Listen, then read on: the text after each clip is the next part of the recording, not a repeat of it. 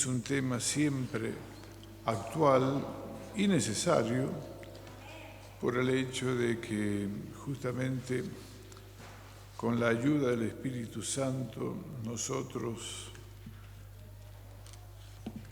podemos vivir como cristianos, servir como cristianos, crecer, desarrollarnos como cristianos. Desde un principio el Espíritu Santo ha obrado en nosotros. Cuando digo desde un principio es del momento de la conversión. Cuando nosotros nos entregamos a Cristo, trabajó el Espíritu Santo en nosotros, convenciendo de pecado, de justicia y de juicio. Pero del Espíritu Santo no solamente se habla en la época de la Iglesia o en la época del Nuevo Testamento, sino también ya en el Antiguo Testamento se habla del Espíritu Santo, el Espíritu de Jehová. Y si hablamos acerca de Antiguo y Nuevo Testamento, vemos una notable diferencia, aunque el Espíritu Santo estuvo en los dos testamentos o participando en todo lo que se dio en los dos testamentos, Antiguo y Nuevo Testamento. Si vemos algunas diferencias entre Antiguo Testamento, ¿no es cierto?, y Nuevo Testamento, Antiguo Testamento antes del nacimiento del Señor Jesucristo, antes de la venida del Hijo de Dios, y Nuevo Testamento a partir del nacimiento del Señor Jesucristo, de su obra, de su comisión dada por el Padre, cumplimiento de la comisión dada por Dios. Entonces, Antiguo Testamento, ¿cuántas diferencias existen entre Antiguo y Nuevo Testamento? Por ejemplo, en el Antiguo Testamento estuvo el tiempo de la ley. Si miramos al pueblo de Israel, tuvo que sujetarse a la ley mosaica o la ley de Moisés dada por Dios, las tablas, ¿se acuerdan cuando subió al monte de Sinaí? Bueno, el decálogo, los mandamientos. Tiempo de la ley, Israel tenía que obedecer a la ley divina. En el Nuevo Testamento estamos en el tiempo de la gracia, del Evangelio, a partir de Jesucristo. En el Antiguo Testamento, el pueblo de Dios era solamente Israel, no había otra nación, otro pueblo que fuera bendecido por Dios directamente, sino que era Israel.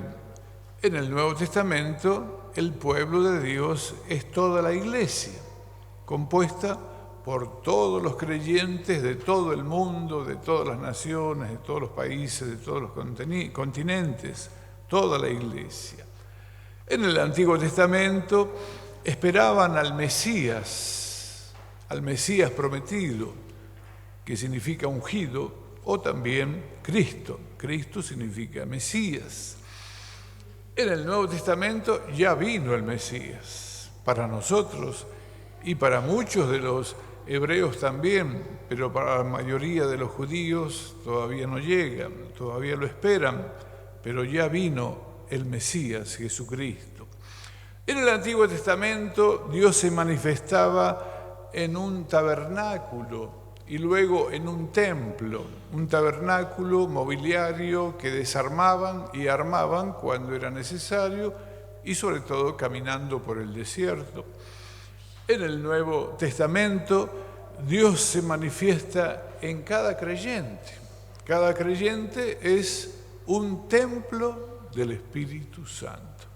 Hay mucha diferencia, ¿no es cierto? En el Antiguo Testamento, el israelita, el hebreo, necesitaba un sacerdote intercesor, un sacerdote que intercediera ante Dios para que Dios lo perdonara, para recibir perdón de Dios. En el Nuevo Testamento, nuestro sacerdote o sumo sacerdote se llama Jesucristo. Abogado tenemos Jesucristo que intercede por cada creyente. En el Antiguo Testamento se sacrificaban animales para obtener perdón, animales sin defecto, corderitos, diferentes animales, y ese sacrificio de animales conseguía el perdón de Jehová Dios para los judíos. Pero cuidado, estaban abiertas las puertas del templo de los israelitas para los extranjeros. Cuando dedicó Dios, mejor dicho Salomón, el templo que construyó, en su oración y dedicación menciona que cualquier extranjero, cualquiera que viniese de afuera de Israel, podía también venir a adorar y ofrecer sacrificio a Dios. En el Nuevo Testamento, la diferencia, el sacrificio de Jesús es suficiente. Ya en nuestra época, en el Nuevo Testamento, no necesitamos matar animales, corderos, etcétera, etcétera, sino que el sacrificio de Jesús, como con mayúscula, el Cordero de Dios, ¿no es cierto?, fue sacrificado, fue inmolado, y de esta manera, como Cordero de Dios, como reza el libro de Apocalipsis, habla del león y del cordero, Jesús es el Cordero de Dios y su sacrificio es suficiente. Se acabó el tiempo de la ley y del sacrificio de animales. Y por otro lado, para relacionarlo con el tema que estamos tratando sencillamente y rápidamente, ahora es que en el Antiguo Testamento el Espíritu de Dios o el Espíritu Santo venía sobre algunos en particular, no venía sobre todos los israelitas, sobre todo el pueblo. Si Israel tenía 1 millón de habitantes, 1,5 millones o 2 millones de habitantes, no venía el Espíritu Santo sobre todos y cada uno de ellos, no, solamente sobre algunos que Dios apartaba, seleccionaba, llamaba, elegía, como llamarle, para que cumplan una función determinada. Por ejemplo, los jueces, por ejemplo, Sansón, Jefté y cuantos jueces, eran llenos del Espíritu Santo. También los reyes eran llenos del Espíritu Santo. Por ejemplo, David, el que venció a Goliat, no lo hizo por una iniciativa humana 100%. David venció a Goliat, al gigante, porque había sido antes lleno del Espíritu Santo, apartado como futuro rey de Israel. Los profetas eran directamente inspirados por el Espíritu Santo. Por ejemplo, Samuel, profeta, era inspirado por el Espíritu Santo del Señor. Entonces, entendemos que algunos que iban a cumplir un oficio determinado eran llenos del Espíritu Santo. Repito, algunos. En otras palabras, solo algunos privilegiados que tenían que cumplir una tarea eran llenos por el Espíritu Santo. Ahora bien, veamos la diferencia con el Nuevo Testamento. El Espíritu Santo ahora es para todos los creyentes, los convertidos. El Espíritu Santo, ¿no es cierto?, es para todos los creyentes convertidos. Y acá surge la diferencia con el Antiguo Testamento. Si nosotros vemos los Hechos, capítulo 2, versículo 38, los Hechos 2:38, dice allí la predicación 2:38, la predicación del apóstol Pedro en el día de Pentecostés. Los Hechos 2:38 y 39. Pedro les dijo: arrepentíos y bautícese cada uno de vosotros en el nombre de Jesucristo para perdón de los pecados, Hay un punto y coma, ¿no es cierto? Y recibiréis el don del Espíritu Santo. Porque para vosotros es la promesa, y para vuestros hijos, y para todos, en plural, los que están lejos, para cuantos el Señor nuestro Dios llamare. Entonces, todos los convertidos, todos los que eran cristianos a partir de la conversión, al recibir a Cristo en su corazón, al experimentar el cambio de vida, conversión, tienen garantizada la promesa del Espíritu Santo. ¿Has recibido el Espíritu Santo, hermano? Algunos, amén. ¿No? Entonces parece que hay varios hermanos que todavía no reciben el Espíritu Santo. Hoy, esta noche, puedes recibirlo. Podemos ver los Hechos, capítulo 4, versículo 31. Los Hechos 4, 31, que habla acerca de la iglesia, cuando Pedro y Juan fueron perseguidos, etcétera, etcétera. Los Hechos 4, 31, cuando experimentaron la cárcel, estuvieron en la cárcel, Pedro y Juan. Los Hechos 4, 31, cuando hubieron orado, el lugar en que estaban congregados tembló y todos fueron llenos del Espíritu Santo y hablaban con denuedo la palabra de Dios. Ahí tenemos otro ejemplo.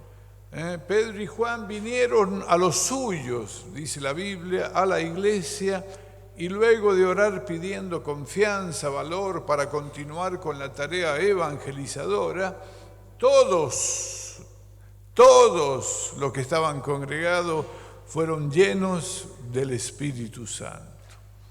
Hermanos, esto habla de una renovación espiritual. La iglesia ya experimentó una renovación espiritual, esa iglesia que había nacido en el día de Pentecostés. El Señor no hace acepción de creyentes, Él da el Espíritu Santo a todos los creyentes. Y al considerar esto del bautismo en el Espíritu Santo, debemos ver también que es una experiencia aparte de la conversión, es aparte. Es necesario notar que el bautismo en el Espíritu Santo es una experiencia aparte. Si bien es cierto, como dije al principio, que el Espíritu Santo, opera, participa, trabaja en el creyente desde su conversión o en el momento de su conversión, también el Espíritu Santo luego, en una experiencia especial, se manifiesta.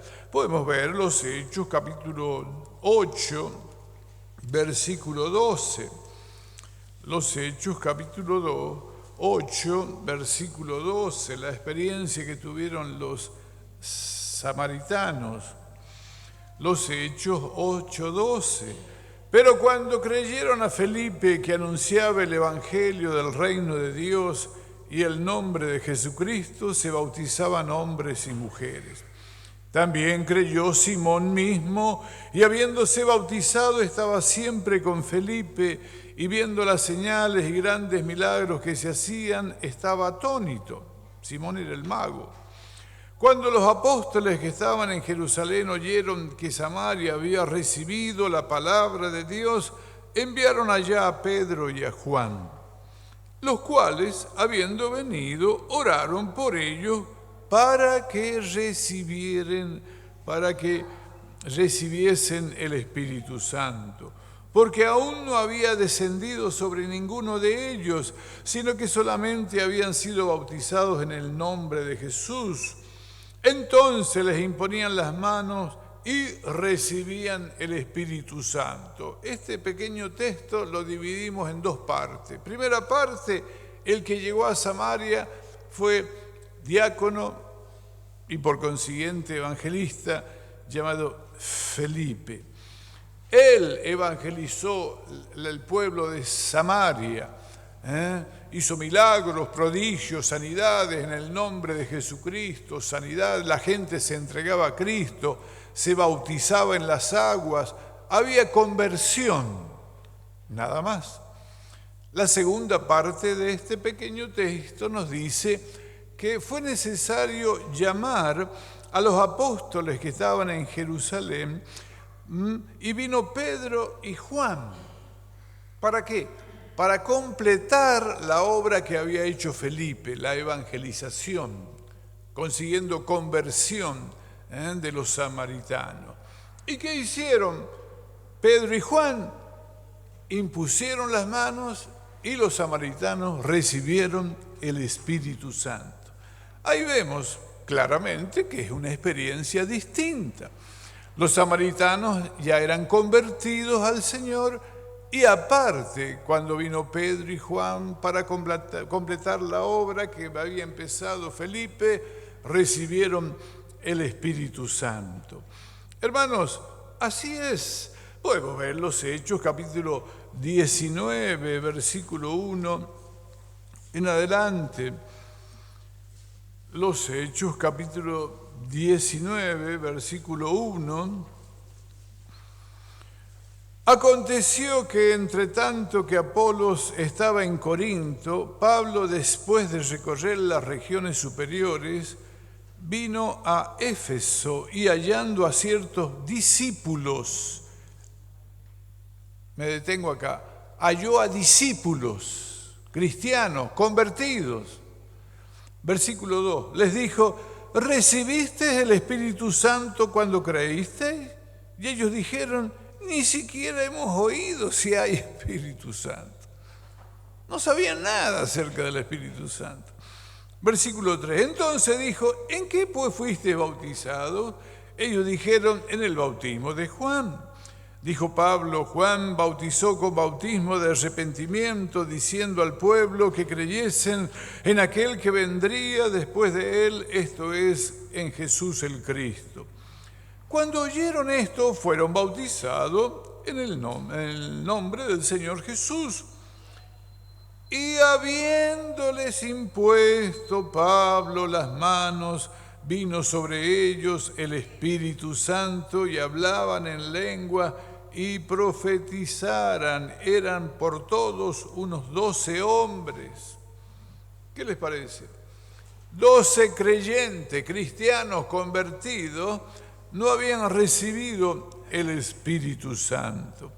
Bueno, era así que, otro siervo les había predicado, se habían convertido a Cristo, lo habían bautizado con el bautismo antiguo, digamos, el bautismo de Juan, que era bautismo de arrepentimiento.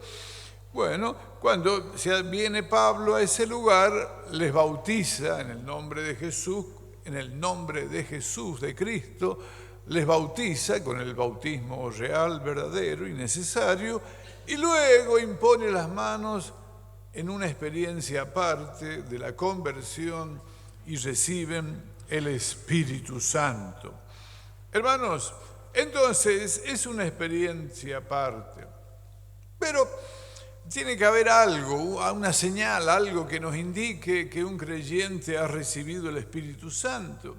Y hay un común denominador en esto, y es algo exterior, que se manifiesta exteriormente y que se escucha.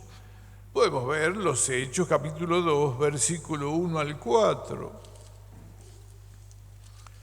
Los Hechos, capítulo 2, versículo 1. Cuando llegó el día de Pentecostés, estaban todos unánimes juntos, y de repente vino del cielo un estruendo como de un viento recio que soplaba, el cual llenó toda la casa donde estaban sentados. Y se les aparecieron lenguas repartidas como de fuego, asentándose sobre cada uno de ellos. Y fueron todos llenos del Espíritu Santo y comenzaron a hablar en otras lenguas. En otras lenguas significa otros idiomas, según el Espíritu les daba que hablasen. Moraban entonces en Jerusalén judíos, varones piadosos de todas las naciones bajo el cielo. Y hecho este estruendo, se juntó la multitud y estaban confusos porque cada uno les oía hablar en su propia lengua. Y estaban atónitos y maravillados, diciendo: mirad, ¿no son galileos todos estos que hablan? Versículo 9. Partos, medos, elamitas y los que habitamos en Mesopotamia, en Judea, en Capadocia, en el Ponto, en Asia, y en Frigia, en Panfilia, en Egipto, y las regiones de África, más allá de Sirena, y romanos aquí residentes, tanto judíos como prosélitos, cretenses y árabes, les oímos hablar en nuestras lenguas las maravillas de Dios. Entonces los 120 en el día de Pentecostés fueron llenos del Espíritu Santo y empezaron a hablar, a adorar a Dios en un idioma que no conocían, que no lo habían estudiado. No había ido al instituto, X, para que estudiaran. Habían recibido por el Espíritu Santo la capacidad de adorar a Dios en otro idioma. Podría ser el idioma árabe, el idioma de Egipto, el idioma de Sirena, el idioma de Asia, el idioma de los romanos, o sea, el idioma griego, todos esos idiomas, como el Espíritu Santo hizo, se repartió por ellos. En el día de Pentecostés, cuando era una fiesta libre, había venido muchos a adorar a Dios. Y venían de distintas regiones, hasta de África. Entonces hablaban otros idiomas. Cuando cae el Espíritu Santo, los 120 comienzan a hablar en esos idiomas. Entonces se le abrieron los ojos y quedaron atónitos, como hemos leído, los que escuchaban a los cristianos magnificar a Dios en su propia lengua, que no habían estudiado. Y así, hay varios pasajes que hablan sobre el hablar en lengua. Entonces, cuando el Señor bautiza con el Espíritu Santo, el creyente comienza a hablar en lengua por una manifestación del Señor en su interior. No es algo que lo hace humanamente, sino por inspiración del Señor. Habla en lengua, inspiración del Señor.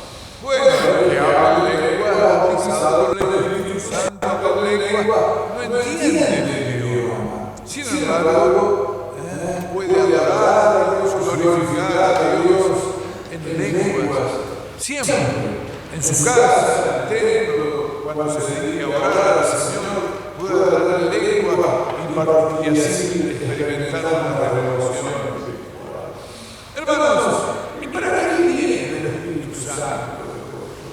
Como dijeron en Éfeso, y oído hacer el Espíritu Santo. Después oyeron que el bautizador tiene un propósito principal.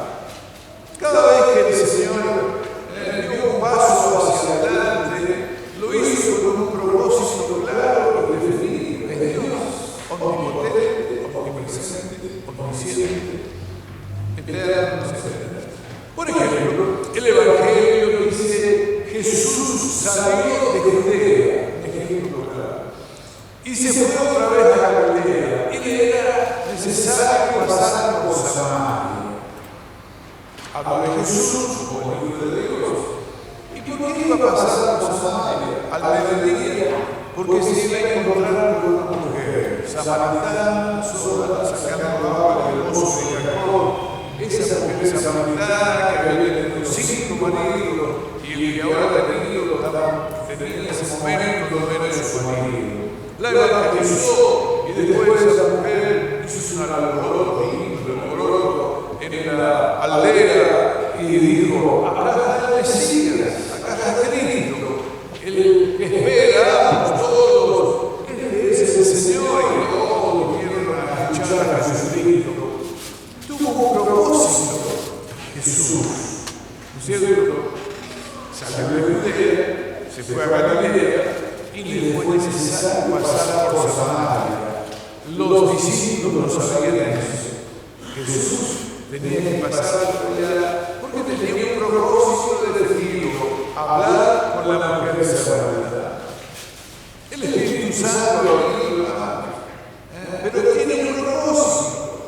También en todas las cosas de Dios, los Hechos, capítulo 1, versículo 8. Los Hechos, capítulo 1, versículo 8. Dice allá, no tiene propósito.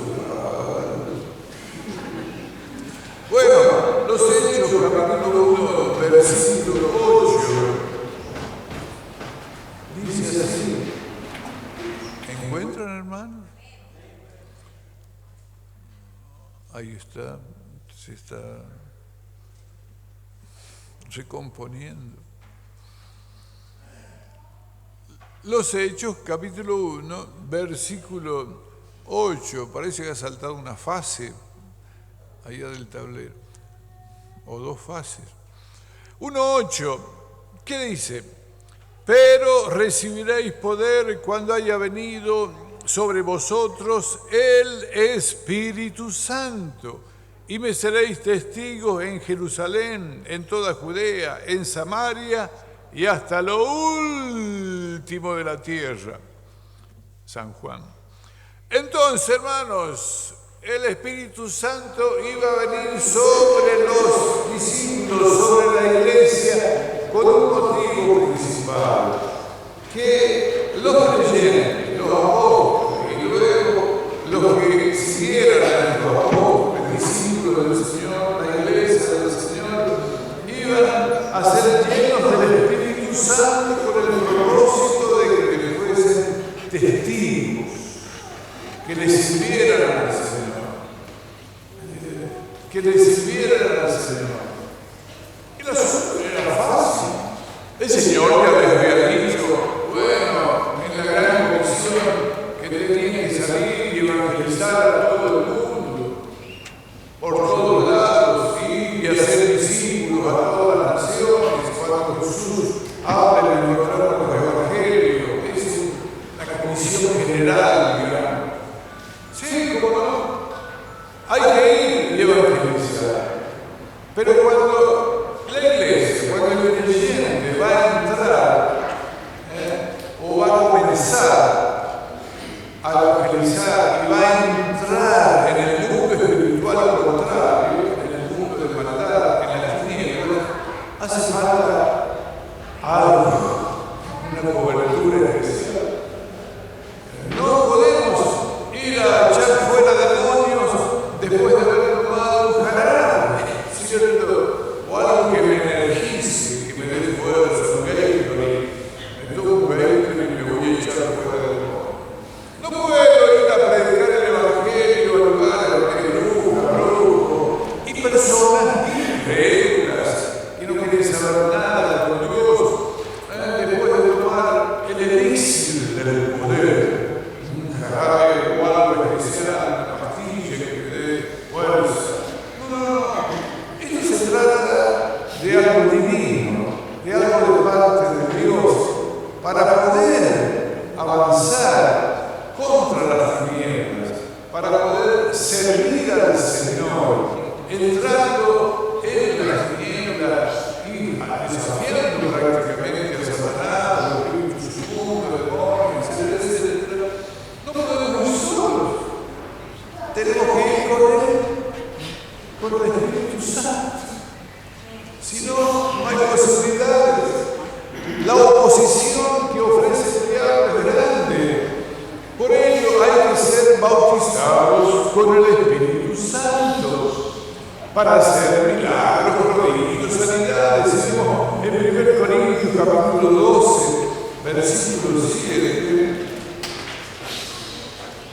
1 Corintios capítulo 12, versículo 7.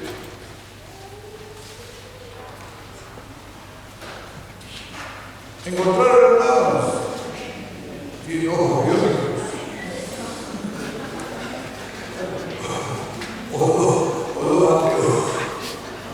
Bueno, no importa, yo leo fuerte.